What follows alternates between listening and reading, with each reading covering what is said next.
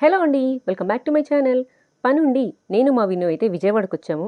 ఇక్కడికి వచ్చిన ఏ సెలబ్రిటీ అయినా మయూరి తెలుగు రుచుల రెస్టారెంట్కి అయితే వస్తారంట. ఇక్కడ అసలు ఏం స్పెషల్ ఉందా అని మేము అయితే వచ్చేసాము.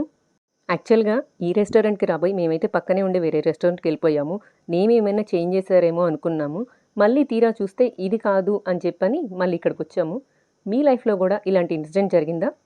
యాంబియన్స్ అయితే చాలా ప్లెజెంట్గా ఉంది. ఇంకా మెనూ స్టార్ట్ చేద్దామా? నేనైతే సూప్స్లో వెజ్ మ్యాంచో సూప్ చెప్పుకున్నాను. మా విన్ను వచ్చేసి chicken hot and nude soup చెప్పుకున్నాడు. టేస్ట్ ఎలా ఉంది అని అంటే సూపర్ అంటున్నాడు. ఇంకా మెయిన్ కోర్స్కి వస్తే ఎప్పుడూ బిర్యానీనైనా కొంచెం డిఫరెంట్గా ట్రై చేస్తానని sambar rice with chicken fry చెప్పాడు.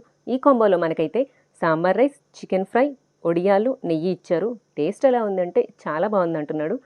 నేనేమో పన్నీర్ టిక్కా బిర్యానీ చెప్పుకున్నాను. ఫస్ట్ టైం ట్రై చేస్తున్నాను. టేస్ట్ అయితే యావరేజ్గా అనిపించింది నాకైతే. మీలో ఎంతమంది ఈ రెస్టారెంట్కి వచ్చారు కామెంట్ చేసేయండి.